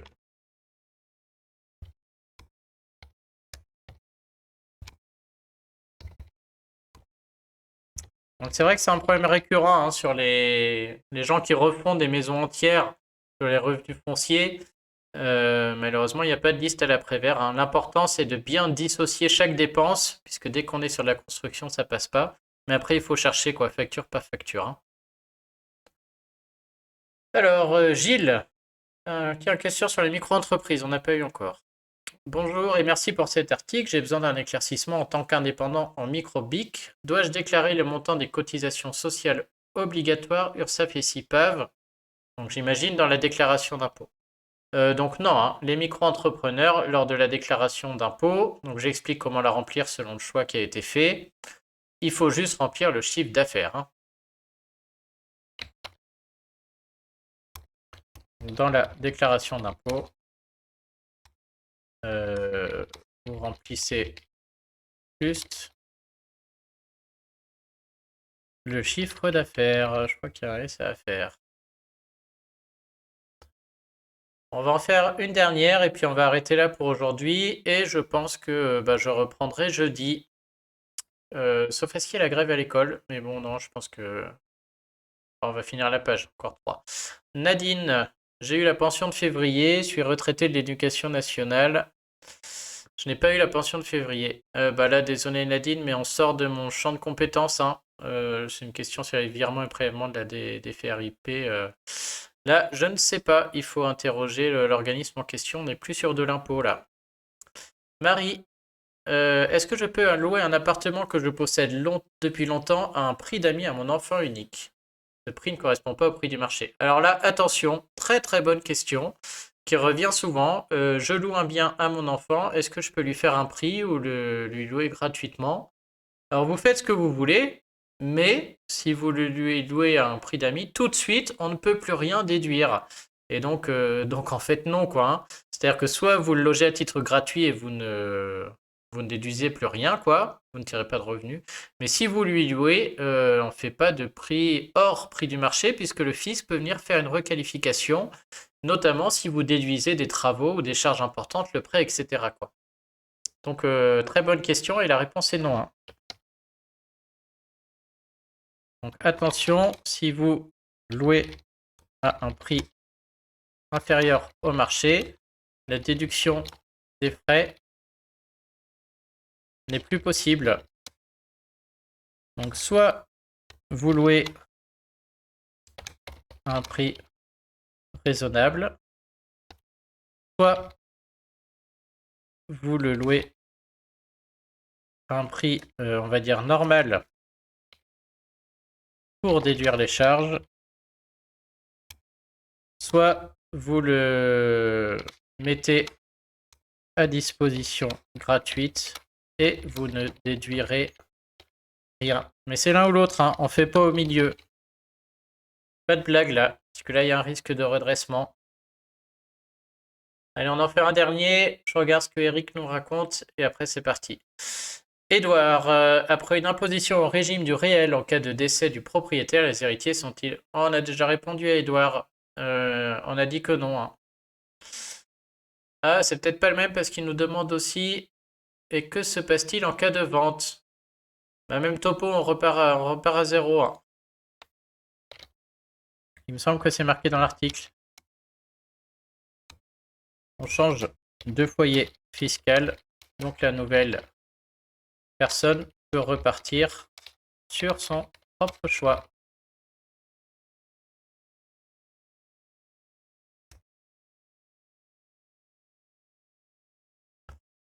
Alors, un dernier sur le chat. Donc, Eric, bonjour Thibaut, bonjour Eric. Je me suis trompé dans le calcul de la surface de mon appartement que je loue en loi Pinel. Et oui, ce que j'allais dire là, j'ai pas une bonne nouvelle là, Eric, parce que du coup, j'imagine... Ah bah voilà. Ce qui m'a fait dépasser mon loyer de 12 € par mois. Le fisc l'a vu direct, je parie. Voilà. Je suis sûr qu'ils ont des... Enfin, c'est évident, hein, on met la surface du bien et le loyer. Et du coup, ils font des redressements. Ils vont annuler toutes les réductions Pinel, je pense. Et peut-être même prendre une petite majoration là-dessus en prime. Avec intérêt de retard. Et bah, je suis désolé, Eric, mais moi je le vois pas, hein, puisque j'ai déjà vu le cas, et donc je sais que bah, ça fait redressement.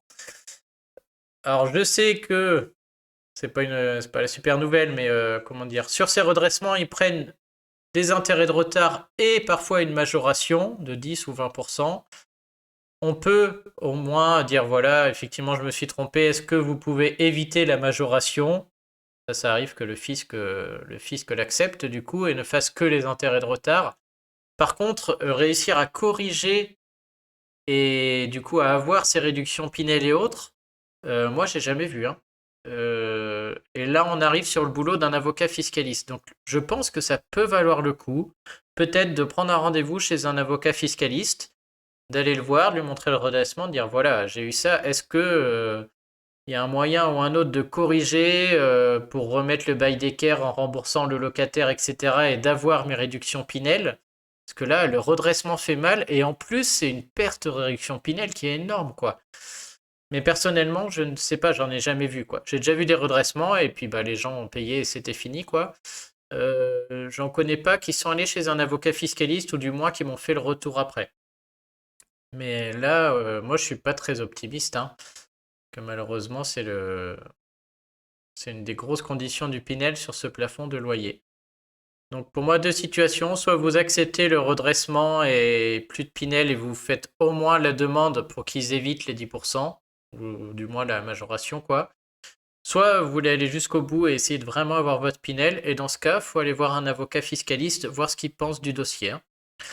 Si vous le faites, je suis très curieux du retour, hein. Savoir si l'avocat vous dit là c'est pas la peine, je peux pas bosser dessus, ou savoir s'il accepte le dossier. Et puis dans ce cas, moi je serais très curieux de savoir comment ça termine, quoi. Mais oui, là je suis désolé, j'ai pas de meilleures nouvelles pour vous, hein. Bon voilà en tout cas pour cette journée. En tout cas me concernant, je pense que je vais essayer de faire ce genre de live. Je vais essayer tous les mardis et tous les jeudis, je pense. Je vais essayer de garder tous les mardis à 10h30 et puis les jeudis, je vais essayer de mettre soit un peu plus tard en soirée, soit entre midi et 2. Donc pour l'instant, je vais faire de la réponse aux commentaires et puis après, voilà, plus j'ai de demandes sur des thèmes particuliers, plus je saurai un peu ce qui intéresse les gens et puis on fera aussi des écritures d'articles ou des lives sur des thèmes particuliers comme la SCI, les cryptos, etc., quoi. Donc merci beaucoup à ceux qui sont venus. Surtout, n'hésitez pas à partager l'info, hein. Alors, moi, c'est voilà, plus il y a de monde qui vient régulièrement, plus j'ai de gens qui passent et qui s'abonnent, plus ça va me donner envie de continuer, quoi, hein. Donc j'essaie. Si ça prend, j'en serai ravi. Si ça prend pas, je continuerai à faire le boulot tout seul chez moi sans me filmer. C'est pas grave non plus, quoi. Mais en tout cas, merci à vous tous.